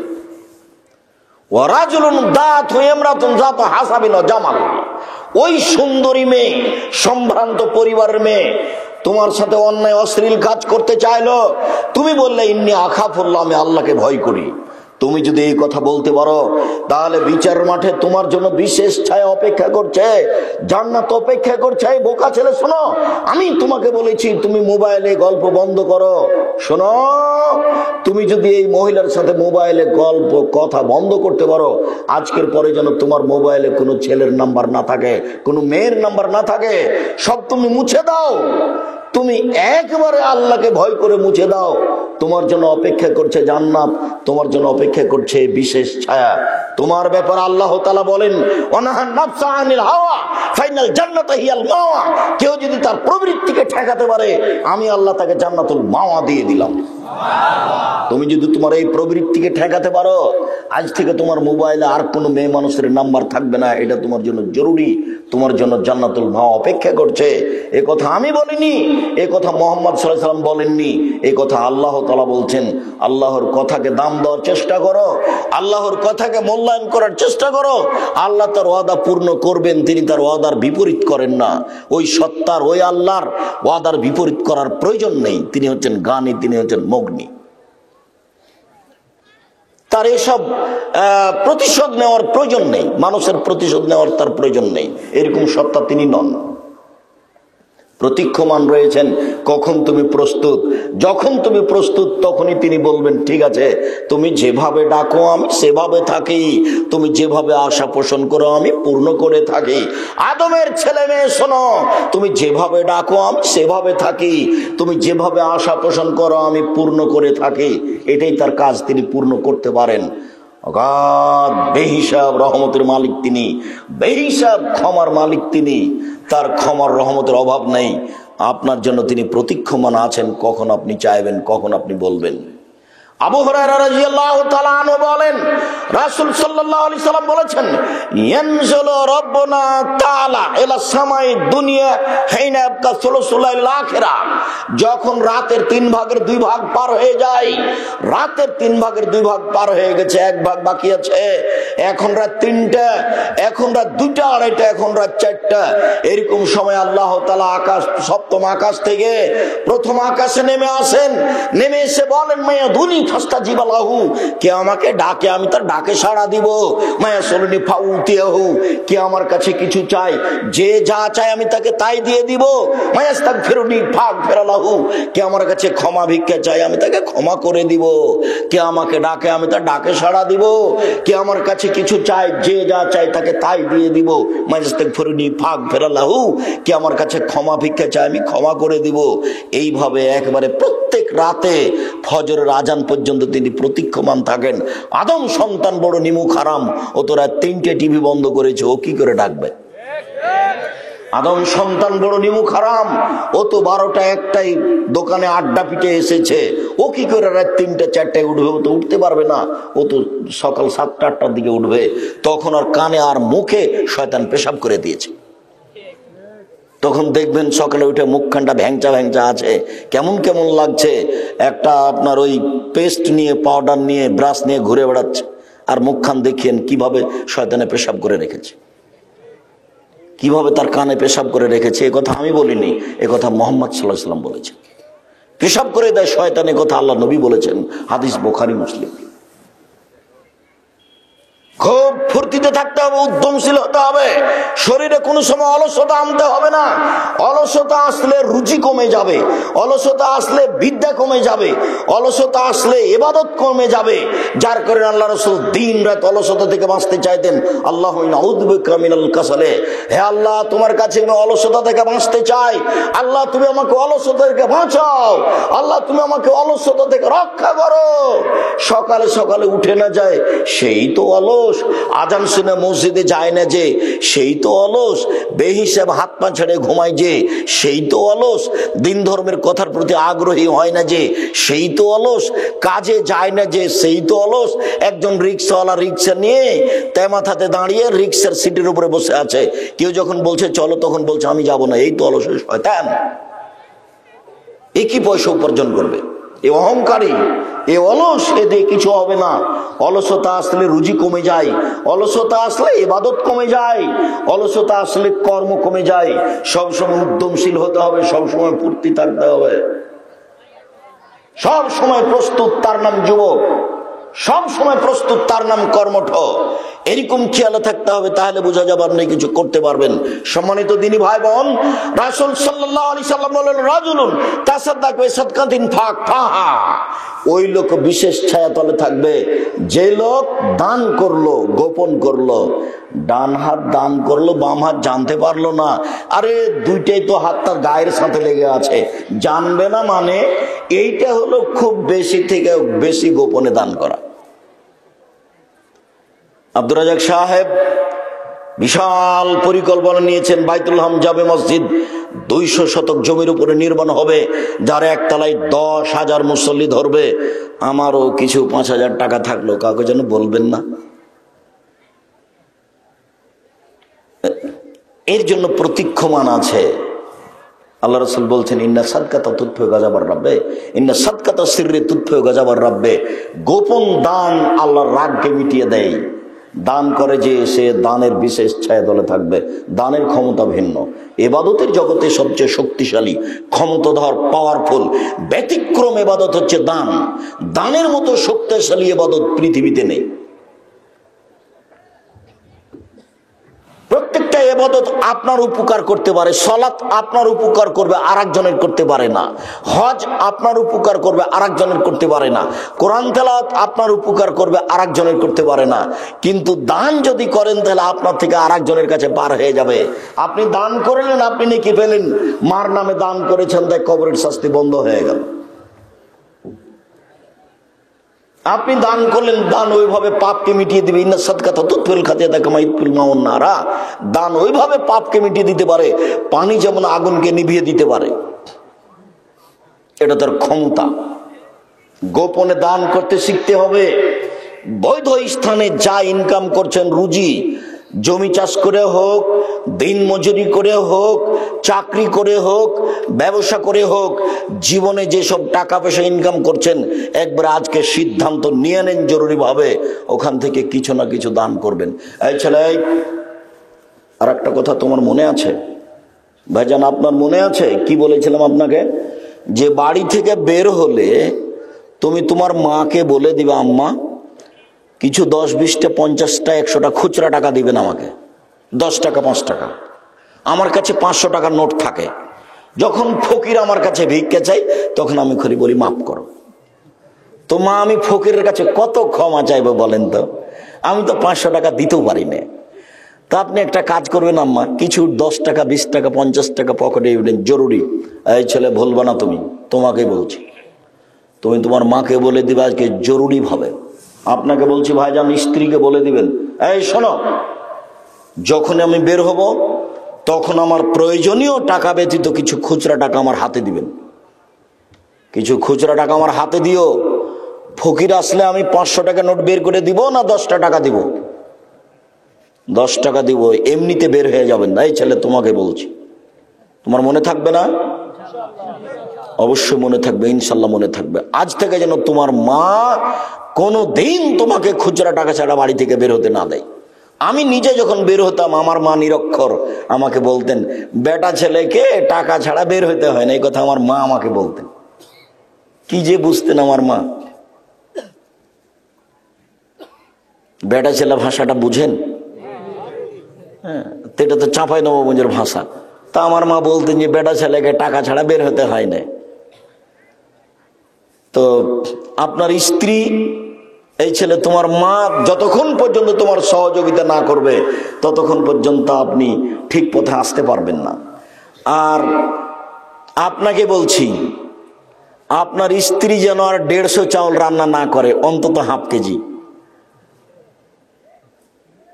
আপনার মা যেভাবে রান্না করতো, 12 জন 16 জন মানুষের ভাত রান্না করত, মানুষে খেত, ফকিরে খেত, কিষান কামলা খেত, মুসাফিরে খেত, তারপরে আছে তখন গরুতে খেত। ওইভাবে ভাত রান্না করতে হবে। ফকিরে খাবে, মুসাফিরে খাবে, আত্মীয় স্বজন খাবে, বাকিটা গরুতে খাবে। এইভাবে ভাত রান্না করতে হবে। আর এখন তো স্ত্রী আর তুমি মাত্র 2টা, একটা ছেলে, 150 চাউল রান্না করেছো। মেহমান এসেছে, তখন তোমার স্ত্রী বলছে যে মেহমানকে ভাত খাওয়ালে তো ভাত শেষ হয়ে যাবে, কি করবে? চানাচুর বিস্কুট দিয়ে বিদায় করে দাও। জরুরি ভাবে আপনার স্ত্রীকে আপনার মায়ের স্বভাবে ফিরে যেতে হবে। মায়ের স্বভাবে ফিরে যেতে হবে, অন্যথায় বউ পরিবর্তন করতে হবে, তালাক দিতে হবে। তবে আমি তালাক দেওয়ার আদেশ করিনি, আমার পক্ষ থেকে পরামর্শ থাকছে। ওইরকমই হতে হবে যে স্বভাবের আপনার মা ছিলেন, ওই স্বভাবে আপনার স্ত্রীকে হতে হবে। প্রয়োজনে 5 বার রান্না করতে হবে। ফকির মিসকিনের ভাত এই বাড়িতে হতে হবে। জান্নাত পায়ের নিচে আছে, মায়ের পায়ের নিচে জান্নাত আছে। এইভাবে দান করতে পারলে জান্নাত আপনার পিছে পিছে ঘুরবে। রাসূল সাল্লাল্লাহু আলাইহি সাল্লাম বলেন, পৃথিবীর মানুষ শুনে রেখো, ইন্না ফিল জান্নাতে গোরাফ ইউরা যাহিরুহু মিন বাতিনিহি ওয়া বাতিনুহু মিন যাহিরিহা। জান্নাতে কতগুলি উন্নত মানের পদার্থ দিয়ে জান্নাত তৈরি করা আছে। এত টকটকে ঝকঝকে পদার্থ, যার বাহির থেকে ভিতর দেখা যায়, ভিতর থেকে বাহির দেখা যায়, শুধু টক টক টক টক টক করছে। সাহাবীগণ বললেন, লেমান হাজিহি, আল্লাহর নবী এত দামি ঘর কে পাবে? কার জন্য এত দামি ঘর জান্নাত? তখন আল্লাহ রাসূল বললেন, এক নম্বর, এক লেমান আলানাল কালামা, যার মুখের ভাষা নরম। দুই আতামাত তাওমা, যে দুস্থ গরিবকে খেতে দিতে পারে, তার জন্যই জান্নাত। তিন ওতাবা সিয়ামা, যে নিয়মিত নফল সিয়াম থাকতে পারে, বৃহস্পতিবার সোমবার সিয়াম থাকে। চার ওয়াসাল্লা বিল্লাইল নাসনিয়াম, মানুষ যখন ঘুমিয়ে তখন তাহাজ্জুদ পড়ে, এমন কাজ করতে পারে যারা, তার জন্য এই জান্নাত প্রস্তুত আছে। অসহায় ফকির মিসকিনকে খেতে দিতে পারে যারা, তাদের জন্য জান্নাত আছে। এই শোনো, এই ছেলে, তোমাকে বলছি, বিবাহ করেছো তো? তোমার ভয় বিবাহ করেছে, বাড়িতে বউ 3-4টা হয়ে গেছে। তুমি তোমার মাকে বলে দিও, আম্মা চিন্তা করবেন না, আপনি আপনার ছেলের মেয়ে, মেয়ের ছেলে, মেয়ের মেয়ে আসবে, তাই জন্য আপনি ভিন্ন করে খাবেন, আপনার বৌমা সহ্য করবে না, ওটা আমি চাচ্ছি না। আপনি খাবেন, আব্বা খাবে, আমার বোনেরা খাবে, আমার ভাগ্নে খাবে, আমার ভাগ্নি খাবে। আব্দুল্লাহর একটা বক্তব্য আছে রিজিকের, সেখানে আপনি শুনেছেন, আপনি একা একা রুজি খাচ্ছিলেন, এবার আপনার বউ আসলো, তার রুজি আপনার হাতে হয়। এবার আপনার একটা ছেলে হলো, তার রুজি আপনার হাত দিয়ে হয়। একটা মেয়ে হলো, তার রুজি আপনার হাত দিয়ে হয়। আপনার মা খাচ্ছে, তার রুজি আপনার হাত দিয়ে হচ্ছে। আপনার বাপ খাচ্ছে, তার রুজি আপনার হাত দিয়ে হচ্ছে। আপনার যত বোন বেড়াতে আসবে, তার রুজি আপনার হাত দিয়ে হবে। যত আপনার ভাগনা ভাগ্নি আসবে, সবার রুজি আপনার হাত দিয়ে হবে। আপনার বাড়িতে রহমত, টাকা পয়সা ভর্তি হয়ে যাবে। দোষ চিন্তা ভোগ করবে না কখনো, রহমতের বরকতের আশা করো। তোমার বউ যেন মনটাকে ছোট না করে, তোমার বোনের ছেলেকে দেখে, তোমার বোনের মেয়েকে দেখে যেন সে সংকীর্ণ না হয়, তাকে বউ মন বড় করতে হবে। শোনো, আমার ভাগনা ভাগ্নিকে দেখে, আমার বোনকে দেখে, আমার বাপের দোষ বন্ধুকে দেখে মন ছোট করো না। যত বেশি চাল রান্না করবে, তত বরকত বেশি হবে। এটাই হাদিস, এটাই মুহাম্মদ সাল্লাল্লাহু আলাইহি ওয়াসাল্লাম বলেন, বরকত বেশি আছে যেখানে, রহমত বেশি আছে যেখানে, অল্প রুজিতে সবকিছু ভর্তি হয়ে যাচ্ছে সেখানে। বুখারীর হাদিস ভুলে গেলেন? আয়েশা রাদিয়াল্লাহু তাআলা আনহা বলেন, আল্লাহর নবী যখন চলে গেলেন দুনিয়া থেকে, তখন 100 কেজি আটা ছিল বাড়িতে। ওখান থেকে রুটি বানায়, ওখান থেকে রুটি বানায়, ওখান থেকে রুটি বানায়। কি রে, আটা শেষ হয় না কেন? তখন একদিন দেখলাম মেপে যে আর কতটি আছে, দেখি মাপার পরে আর নেই। যে জিনিস ব্যাগে পাতিলে আছে, ওই জিনিস মাপবেন না কখনো, শুধু করে নিবেন, রুটি বানাবেন। আর যেটা আটা নিচ্ছে আপনার স্ত্রী, ওটা মেপে রুটি বানাবে। আমাদের চাঁপাইনবাবগঞ্জে হাতের অনুমান করে মহিলারা উল্টে নেয় যে 3 অঞ্জলি নিলাম, এতে 4 জনের হয়ে যাবে। জি না, একটা কোটা থাকতে হবে 50 বা 100 ওজনের, বা 200 বা 250, ওটা তা আটা মেপে নিয়ে রান্না করতে হবে। আপনার স্ত্রী জানতে পারবে যে আমি 500 রুটির আটা বানালাম, 50 গ্রাম আটার রুটি বানালাম, আমি 100 গ্রাম আটা রুটি বানালাম, এটা থেকে জানতে হবে। আল্লাহ রাসূল বলছেন, কি বলু তামাকুম ফাইনু ফিল বারাকা, তোমরা খাদ্য মেপে রান্না করো, তাতে বরকত আছে। হাদিস বুখারী মুসলিম। তোমরা খাদ্য মেপে রান্না করো, তাতে বরকত আছে। শোনো, আজকে বাড়িতে গিয়ে তোমার স্ত্রীকে এটা ঘোষণা দিয়ে দিবা, তোমার বাপের যারা আছে সব তোমার বাড়িতে খাবে, দেখবো অল্প দিন পরে বরকত আর রহমত তোমার বাড়িতে ভর্তি হয়ে গেছে। কোনদিন সংকীর্ণ তুমি হবা না, তোমার বউকে সংকীর্ণ হতে দিবা না। আবু হুরায়রা রাদিয়াল্লাহু তাআলা আনহু বলেন, রাসূল সাল্লাল্লাহু আলাইহি ওয়াসাল্লাম বলেছেন, লা ইয়ালিজার রাজুলুন নারা বাকা মিন খাশিয়াতিল্লাহ হাত্তা ইয়ালিদাল লাবানু ফি দারে। গাভীর বান ওলান থেকে চাপ দিয়ে দুধ বের করে ভিতরে ঢোকানো যায় না, যেমন আল্লাহর ভয়ে কাঁদে যে সে জাহান্নামে যাবে না, তেমন আল্লাহর ভয়ে যে কাঁদে তার জন্য জাহান্নাম নেই, ও জান্নাতে যাবে। গাভীর বান ওলান থেকে চাপ দিয়ে দুধ বের করে ভিতরে ঢোকানো অসম্ভব, যাবে কি? যাবে না। এইটা যেমন অসম্ভব, এমন ব্যক্তি যে কান্নাকাটি করে আল্লাহর ভয়ে, তার জাহান্নামে যাওয়া তেমনি অসম্ভব। এই কথা আল্লাহ রাসূল বলেন। শুনুন, ইবনে আব্বাস রাদিয়াল্লাহু তাআলা আনহু বলেন, রাসূল সাল্লাল্লাহু আলাইহি সাল্লাম বলেছেন, আইনানে লা তামাসুহুমান নার, দুই শ্রেণীর চক্ষু জাহান্নামে যাবে না, দুই শ্রেণীর চক্ষু জাহান্নামে যাবে না। বাকাত মিন খাশিয়াতিল্লাহ, ওই চক্ষু, যে চক্ষু আল্লাহর ভয়ে কাঁদে, ওই মানুষ, যে মানুষ আল্লাহর ভয়ে কাঁদে, ও জাহান্নামে যাবে না। ওয়া হারাসাত সাবিলিল্লাহ, ওই চক্ষু, যে চক্ষু আল্লাহর রাস্তায় পাহারা দেয়, যে চক্ষু আল্লাহর রাস্তায় কাজ করে, সেই চক্ষু, সেই ব্যক্তি জাহান্নামে যাবে না।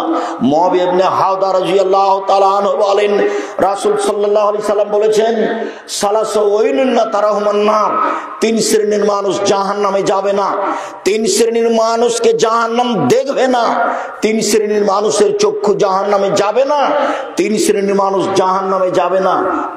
এক, বাকাত মিন খাশিয়াতিল্লাহ, ওই চক্ষু, ওই মানুষ যে আল্লাহর ভয়ে কাঁদে। দুই, হারাসাত ফি সাবিলিল্লাহ, ওই চক্ষু, ওই মানুষ যে আল্লাহর রাস্তায় পাহারা দেয়। তিন, গাজাতান মাহারিমিল্লাহ, ওই চক্ষু, ওই মানুষ যেই চক্ষু বেগানা নারীকে দেখে চক্ষু নিচু করে, যেই চক্ষু বেগানা নারীকে দেখে নিচু হয়ে যায়, যেই চক্ষু অপর নারীর প্রতি দৃষ্টি দেয় না, এই চক্ষু জান্নাতে যাবে। এই কথা মুহাম্মদ সাল্লাল্লাহু আলাইহি সাল্লাম বলেন। জাবের রাদিয়াল্লাহু তাআলা আনহু বলেন, সাআলতু রাসূলুল্লাহ সাল্লাল্লাহু আলাইহি ওয়াসাল্লাম ফাজাতে, একদা আমি আল্লাহর রাসূলকে জিজ্ঞাসা করলাম, হঠাৎ মহিলাদের উপরে চক্ষু পড়া হতে, আল্লাহর নবী, হঠাৎ যদি মহিলাদের উপরে চক্ষু পড়ে যায় তাহলে কি করব? আল্লাহর নবী, হঠাৎ যদি মহিলাদের উপরে চক্ষু পড়ে যায় কি করব?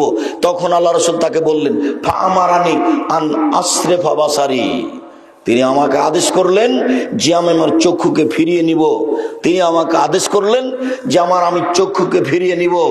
এইভাবে বেঁচে থাকার চেষ্টা করতে হবে, যার কারণে জরুরি প্রয়োজন ছাড়া বাজারে যেতে হবে না। আপনি যেতে পাবেন না, আপনার বউ তো দূরের কথা।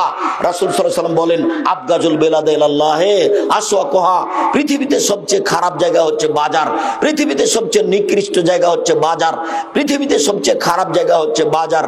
আপনার বউ তো বহু দূরের কথা, আপনি যাবেন না জরুরি প্রয়োজন ছাড়া, আপনার বউ তো ভাবাই জানেন। ওয়াহাবুল বেলাদে ইলাল্লাহি মাসাজিদুহা, পৃথিবীতে সবচেয়ে সুন্দর আল্লাহর প্রিয় জায়গা হচ্ছে মসজিদ। যখন তখন মসজিদে যাবেন, মসজিদে বসে থাকবেন, সালাতের পরে জিকির আজকার করবেন। সালাতের পরে যদি জিকির আজকার করেন তাহলে হয়ে যাবেন সেই দিনের মতো যেদিন আপনার মা আপনাকে জন্ম দিয়েছে। মসজিদে বসে যদি তাসবিহ তাহলিল করেন, জিকির আজকার করেন, তাহলে হয়ে যাবেন সেই দিনের মতো যেদিন আপনার মা আপনাকে জন্ম দিয়েছে। আপনি নিষ্পাপ হয়ে যাবেন।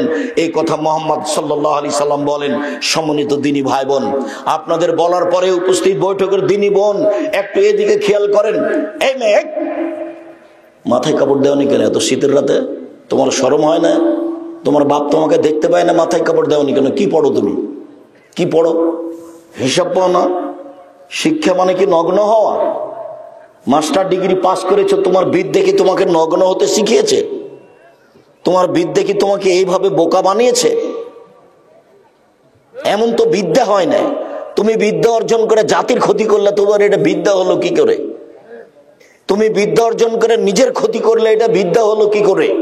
নিজে আর জনগণকে জাহান্নামে নিয়ে চলে যাচ্ছ, এটা বিদ্যা হয় কি করে? শোনো, উপস্থিত বৈঠকের দিনী মুসলিম বোন একটু খেয়াল করেন। এই মেয়ে শোনো, এদিকে কান লাগাও, গল্প করছো কেন? উপস্থিত বৈঠকের দিনী মুসলিম বোন আপনাকে বলছে, আপনি একটু খেয়াল করেন, এইদিকে দেখেন। আবু হুরায়রা রাদিয়াল্লাহু তাআলা আনহু বলেন, রাসূল সাল্লাল্লাহু আলাইহি সাল্লাম বলেছেন, সিনফান মিন আহলিন নার লা মারাহুমা, পৃথিবীর দুই শ্রেণীর মানুষ জাহান্নামে যাবে, আমি তাদের দেখিনি।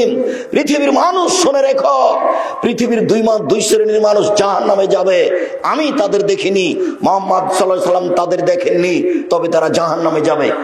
এক, কওমুন মাহুম সিয়াতুন, এক শ্রেণীর মানুষ, তাদের হাতে থাকবে লাঠি, কাজ নাবিল বাকারে, গাভীর লেজের মতো। গাভীর লেজ একদিক মোটা একদিক চিকন, একদিক মোটা একদিক চিকন, এর নাম গাভীর লেজ। এরকম লাঠি মানুষের হাতে থাকবে। যারা দল পার্টি করে তাদের হাতে থাকে, যারা কলেজ বিশ্ববিদ্যালয়ে পড়ে তাদের হাতে থাকে, যারা সরকারি লোক তাদের হাতে থাকে। এরা মানুষকে তা দিয়ে মারে, এরা মানুষকে মারে। যারা মারামারি করে তারা জাহান্নামে যাবে। হাদিস মুসলিম, যারা মানুষকে মারে তারা জাহান্নামে যাবে। শুনুন, দুই, নিসাউন, মহিলা, কাসিয়াতুন, কাপড় পরে থাকে, আরিয়াতুন, উলঙ্গ। যেই কাপড় পরার পরেও মাথার চুল দেখা যায়, সেটাই তো উলঙ্গ পোশাক। যেই পোশাক পরার পরেও অঙ্গ প্রত্যঙ্গ বোঝা যায় সেটাই তো অলঙ্গ পোশাক। নগ্ন পোশাক পরে স্কুল কলেজে গিয়ে শিক্ষা অর্জন করে জান্নাত কিনা যায় না। নিশাউন মহিলা কাসিয়াতুন কাপড় পরে থাকে, আরিয়াতুন উলঙ্গ, মমিলাতুন তারা পুরুষকে নিজের দিকে আকৃষ্ট করে, মায়লাতুন তারা নিজের আকৃষ্ট হয়। লায়াত খোলা জান্নাহ, এরা জান্নাতে যাবে না। জান্নাতে তো যাবে না, যাবেই না। ওয়ালা ইয়াজিদনা রিহাহা, জান্নাতের গন্ধ পাবে না। ফাইনা রিহা লা তুজাদু মিন মাসরিতে কাদা ওয়া কাদা, যে জান্নাতের গন্ধ 1 বছরের দূরত্ব পথ থেকে পাওয়া যায়, এই গন্ধ এসব মহিলা পাবে না। তার মানে জান্নাতে যাবেই না, এরা জাহান্নামে যাবে। সাবধান থেকো, মানুষের ক্ষতি করে জান্নাত কেনার চেষ্টা করিও না, নিজের ক্ষতি করে জান্নাত কেনার চেষ্টা করিও না। তোমার জন্য জান্নাত সহজ। উপস্থিত বৈঠকের মুসলিম বোন শোনেন, আপনার জন্য জান্নাত সহজ। দেখেন তো আপনি মনে রাখতে পারেন কিনা 4টে। নইলে আপনি আদর্শ পরিবার বইটা নিয়ে যায়েন, নইলে আপনি আদর্শ নারী বইটা নিয়ে যায়েন, নইলে আপনি কে বড় লাভবান বইটা নিয়ে যায়েন, আপনি এইসব বইয়ে পেয়ে যাবেন। নইলে আপনি উপদেশ বইটা নিয়ে যায়েন, তাতে পেয়ে যাবেন যে 4টে কাজ করলেই মহিলাদের জন্য জান্নাতের সব দরজা খোলা। 4টে কাজ, এত বড় সুযোগ পৃথিবীর কোনো পুরুষ পায়নি, নবী রাসূল সালেহ কেউ পায়নি। এত বড় সুযোগ মাত্র মহিলাদের জন্য। 4টে কাজ করলে মহিলারা জান্নাতে চলে যাবে। 1 সালাত খামসাহা, 5 ওয়াক্ত সালাত। 2 সমাজ সাহারা, রমজান মাসের সিয়াম রোজা। 3 আতাত বালাহা, স্বামীকে মেনে চলা, তিতা লাগলেও মিঠা লাগলেও। 4 আহসানাত ফারজাহা, জেনায় লিপ্ত না হওয়া। জেনায় লিপ্ত না হয় যদি আর এই 4টে কাজ করে, তাহলে জান্নাতের সব দরজা খোলা। যেসব মহিলারা জেনায় লিপ্ত হয়েছ তাদের জন্য বলি, তওবা করো। তুমি আল্লাহর কাছে প্রিয় দাসী বান্দি হয়ে যাবা। আর তুমি যদি এই জেনা আজ থেকে বন্ধ করতে পারো, তাহলে আজ থেকে তোমার জন্য জান্নাতুল মাওয়া ঘোষণা আল্লাহর পক্ষ থেকে। তুমি দুশ্চিন্তা ভোগ করো না, তোমার তওবার প্রয়োজন, তোমার ফিরে আসার প্রয়োজন। 4টে কাজ করলে একজন মহিলা সহজে জান্নাতে চলে যাবে। আপনি জান্নাত যাওয়ার চেষ্টা করেন, আল্লাহ আপনাকে তৌফিক দান করুক, আল্লাহু আমিন। সম্মানিত দিনী ভাই বোন, আমরা এই পর্যায়ে এসে বলছিলাম, খুব খেয়াল করে থাকবেন, কাছাকাছি চলে এসেছি। রাসূল সাল্লাল্লাহু আলাইহি ওয়াসাল্লাম বলছেন, লাইসা শাইউন আহাব্বা ইলাল্লাহি মিন কাতরাতাইনি ওয়া সারাইনি, 2টি বিন্দু ফোঁটা আল্লাহর কাছে যত প্রিয়, 2টি দাগ চিহ্ন আল্লাহর কাছে যত প্রিয়, পৃথিবীর কোনো কিছু আল্লাহর কাছে তত প্রিয় নয়। 2টি বিন্দু ফোঁটা, 2টি দাগ চিহ্ন। 1 কাতরাতু দুমিন মিন খাশিয়াতিল্লাহ, আল্লাহর ভয়ে 1 ফোঁটা চোখের পানি আল্লাহর কাছে যত প্রিয়, পৃথিবীর কোনো কিছু আল্লাহর কাছে তত প্রিয় নয়। কোটি টাকা দান অত প্রিয় নয়, রমজান মাসের সিয়াম অত প্রিয় নয়। 1 ফোঁটা চোখের পানি আল্লাহর কাছে যত প্রিয়। রমজান মাসের সিয়াম ফরজ, ইবাদতের জগতের সবচেয়ে দামি ইবাদত। তারপর রাসূল সাল্লাল্লাহু আলাইহি ওয়াসাল্লাম এভাবে বলেননি। আল্লাহ রাসূল বলছেন, এমন কিছুই নাই যেটা আল্লাহর কাছে তার চেয়ে বেশি প্রিয় হতে পারে। সেটা কি? 1 ফোঁটা চোখের পানি। 2 কাতরাতু দামিন ফি সাবিলিল্লাহ তুহরাকু ফি সাবিলিল্লাহ, আল্লাহর রাস্তায় নেমে গিয়ে যুদ্ধ করে কেটে যাওয়া, ফেটে যাওয়া 1 ফোঁটা রক্ত আল্লাহর কাছে যত প্রিয়, পৃথিবীর কোনো কিছু তত প্রিয় আল্লাহর কাছে নয়। ওয়াসারানে, 2টি দাগ চিহ্ন। 1 আসারান ফি সাবিলিল্লাহ, আল্লাহর পথে নেমে গিয়ে দাগ চিহ্ন, যুদ্ধে নেমে গিয়ে কেটে গেছে, ফেটে গেছে, এই দাগ আল্লাহর কাছে যত প্রিয়, পৃথিবীর কোনো কিছু আল্লাহর কাছে তত প্রিয় নয়। 4 ওয়াসারান ফি ফারিজাতিন মিন ফারাইজিল্লাহ, আল্লাহর দিন ধর্ম পালন করতে গিয়ে, 5 ওয়াক্ত সালাত আদায় করতে গিয়ে কপালে দাগ, হাঁটুতে দাগ, এই টাকনুতে দাগ, বসে বসে জিকির আজকার করতে গিয়ে টাকনুতে দাগ, হাঁটুতে দাগ, কপালে দাগ, এই দাগ চিহ্ন আল্লাহর কাছে যত প্রিয়, পৃথিবীর কোনো কিছু আল্লাহর কাছে তত প্রিয় নয়। সিরিয়াল 4টে দেখেন, 1 নম্বরে যেটা আছে সেটা সহজ, সিরিয়াল যত নিচে আছে সবটাই কঠিন। 1 ফোঁটা চোখের পানি সবচেয়ে সহজ। 2 আল্লাহ রাস্তায় 1 ফোঁটা রক্ত কঠিন। 3 যুদ্ধে নেমে গিয়ে কেটে যাওয়া, ফেটে যাওয়া দাগ কঠিন। 4 ইবাদত করতে করতে কপালে, পায়ে, টাকনুতে, হাতে দাগ, এটা কঠিন, সহজ নয়।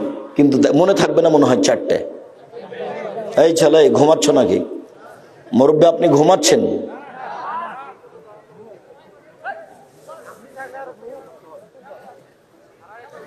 আল্লাহর কাছে প্রিয় চারটে। এক, কি বলতো দেখি? এক ফোঁটা চোখের পানি। দুই, রক্ত এক ফোঁটা। তিন, দাগ, যুদ্ধে নেমে যাওয়া এই দাগ। চার, ইবাদত করতে করতে কপালে, হাঁটুতে, টাকনুতে এসব দাগ।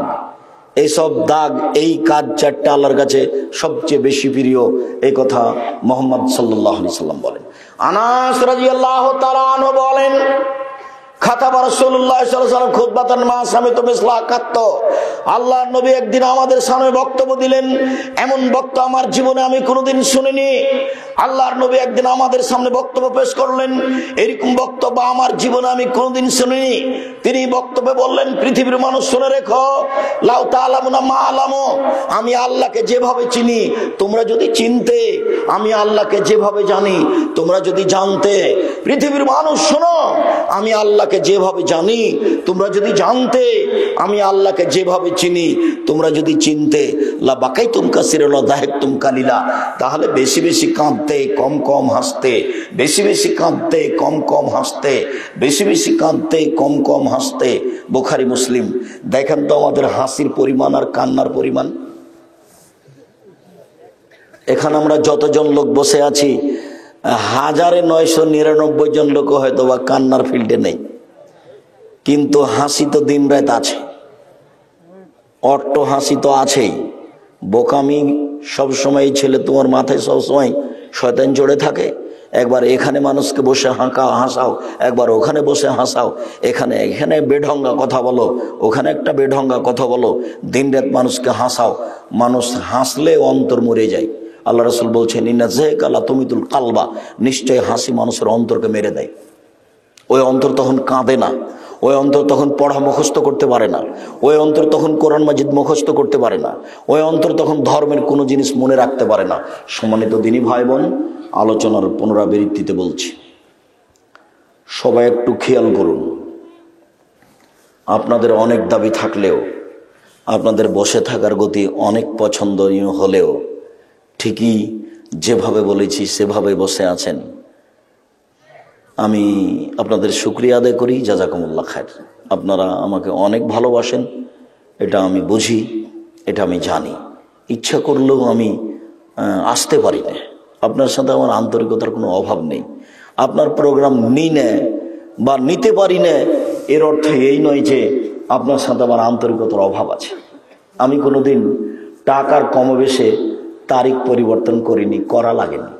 টাকার পিছনে আমি কোনোদিন দৌড়াই, টাকা আমার পিছনে দৌড়াই। কোনোদিন আমাকে কিছু বলা লাগেনি এই ব্যাপারে, এরকম হিসাব আমার মাথায় কোনোদিন আসেনি। যার জন্য আমি বলেছি, 31 বছরে কেউ যদি বলে দিতে পারে যে আব্দুর রাজ্জাক সাহেব একদিন পথ খরচ পাথেও চেয়েছিল, এটা প্রমাণ হয়ে গেলে আমি সেদিন থেকে আর বক্তব্য দেব না। যে বদনাম করছে তাকে একটু বলতে বলো না যে আব্দুর রাজ্জাক সাহেবের আপনি বদনাম করছেন কেন, আপনি আমাদের সামনে বলে দেন। আমার জীবনে যদি আমি কোনোদিন পাথে চেয়েছি এটা প্রমাণ হয়, আমি বক্তব্য দেব না। একটু বলতে বলেন না তাকে, ওকে বলতে বলেন যে আমি কোনোদিন কেসা কাহিনী বলিনি, ওকে বলতে বলেন যে আমি কোনোদিন অপ্রয়োজনীয় বাক্য বলিনি। রংপুর সঠি বাড়িতে আমি কাহিনী শোনাচ্ছি না, কাহিনী মানাই না সেই জন্য, তবে একদিন বলেছিলাম, একেবারেই মানাই না, যার জন্য বলি না। তো আমার সামনে উনি বলতে লাগলেন ওই পাকিস্তানের গন্ধে মানুষ থাকতে পারে না, তো পাঁঠার গন্ধে মানুষ আরও থাকতে পারে না, ওইও মারা যাচ্ছে, লাফাচ্ছে। তো এই তোমাদের আর আমি বিস্তারিত বুঝালাম না, তোমরা হেসে উঠবো সেই জন্য। তো তিনি আমার সামনে আছেন, উনি আমার আগে বক্তব্য দিচ্ছেন, এই কাহিনী শোনালো, এমন কাহিনী শোনালো যে মাঠে পুরুষ নারী আর স্ত্রী থাকতে পারলো না, হাসতে হাসতে একেবারে নাড়ি টাড়ি সব ঢিল হয়ে গেল, এত হাসি। সাহাবী বলছেন, ইরবাজ ইবনে সারিয়া বলছেন, রাসূল সাল্লাল্লাহু আলাইহি সাল্লাম আমাদের সামনে দাঁড়ালেন, ফাকাতাবা খুতবাতান, এমন বক্তব্য দিলেন, জারাফাত মিনহাল উয়ুন, যার কারণে আমাদের চোখ দিয়ে পানি ঝরঝর ঝরঝর করে ঝরতে লাগলো। মনে হলে যেন কান্না হাজি মওইদাতু মুওয়াদ্দিন, এটাই মনে হয় শেষ বক্তব্য। বক্তব্যের ধারা গতি এমন ছিল, মনে হচ্ছিল যেন এটা শেষ বক্তব্য। বক্তব্য শুনতে শুনতে দুই চোখের পানি ঝরছিল। আমরা এক পর্যায়ে বললাম, না, আপনি আমাদের একটু ওসিয়ত করেন, মনে হচ্ছে আজকে শেষ বক্তব্য, আরো কিছু বলেন, আরো কিছু বলেন। তখন বলেন, উসিকুম বিতাকওয়াল্লাহ। আমি তোমাদের বক্তব্য আর কি বেশি বলবো, আমি বলছি তোমরা আল্লাহকে ভয় করো, পরহেজগার হও। প্রত্যেক ভালো কথা, ভালো কর্মের নাম তাকওয়া। প্রত্যেক মন্দ কথা, মন্দ কর্মের নাম তাকওয়া বিরোধী পাপ। তো বসে আছেন, আমি খুব খুশি, আপনাদেরকে আমি অনেক ভালোবাসি। আমি আপনাদের পাশে আসতে পারি আর না পারি, আপনাদের সাথে আমার আন্তরিকতার অভাব নেই। আর ভুলেও কোনোদিন বুঝবেন না যে আমার বিরোধিতা যে করে তাকে আমার বিরোধিতা করতে হবে, এরকম আমার জীবনে কোনোদিন ঘটেনি, ঘটবেও না। প্রয়োজন নাই সেটা আমার, ওটা আমি কোনোদিন প্রয়োজন মনে করিনি। মাঝে মধ্যেই কোনো জেলায় উপস্থিত হলেও পাল্টা আমি তাকে ক্ষমা চাইতে দেখি, হাত ধরে ক্ষমা চাচ্ছে, বলছে ভুল হয়ে গেছে, অনেক কিছু বলেছি, এরকম বলতেই থাকে যে কোনো জেলাতে যাই। যার কারণে আমি তার উপরে যে আমি ক্ষিপ্ত সেটাও নয়। সকল দিনই ভাই বোনকে আমরা এইসব বক্তব্য মেনে চলার জন্য অনুরোধ জানাচ্ছি। আমরা আপনাদেরকে আলোচনার শেষে এসে জরুরি যেটা বলছি সেটা হলো এই, আমার মনে বড় স্বাদ, আমি এদেশের মাটিতে উন্নত মানের প্রতিষ্ঠান গড়বই ইনশাআল্লাহ। যেখানে ছেলে মেয়ে বাংলা, ইংরেজি, আরবি উন্নত মানের শিক্ষা অর্জন করে জাতির অন্যায়ের বিরুদ্ধে লড়বে মুখে কলমে মিডিয়ে, বেশি না পারলো ইনশাআল্লাহ সেটুকুর বাস্তবায়ন আজকে আমাদের সাথে আছে। মুখে কলমে মিডিয়া, আজকে মিডিয়াও আছে, কলমও আছে, আমরাও আছি। এইটাই বাড়তে থাকবে। কলমও আছে। আমার জীবনের সবচেয়ে বড় স্বাদ যেটা, সেটা হলো মাসিকা লিতেশাম পত্রিকা মুখপাত্র কলম। প্রত্যেকটা পত্রিকায় 50টা প্রশ্নের উত্তর আছে। 10 জন বড় বড় মুফতি আছেন জামিয়া সালাফে ডাঙ্গিপাড়ায়। কোন ফতোয়া বৈঠকে না বসে, বৈঠক সিদ্ধান্ত না দিলে ওটা পত্রিকা আসবে না। পৃথিবীর বাঙালিকে আমি অনুরোধ জানাই, আপনারা মাসিকা লিতেশাম পত্রিকা পড়ুন। এদেশের বাংলা ভাষায় ব্যতিক্রম পত্রিকা, যাতে 50টা প্রশ্নের উত্তর আছে, ফতোয়া বোর্ডে ওই প্রশ্ন উত্তর পাশ হয়, তারপরে পত্রিকায় আসে। এইটা হচ্ছে আমার জামিয়া সালাফের একটা মুখপাত্র পত্রিকা। কেউ একে উপেক্ষা করে যাবেন না। 25-30 টাকা বেশি নয়, প্রত্যেককে নিতে হবে। আজ নয়, প্রতি মাসে নিতে হবে। 10 জন মিলে জমা হয়ে বলে দেন, ওরা পাঠিয়ে দিবে প্রতি মাসে। নিজে একাই বলেন যে আমার অত ঝামেলা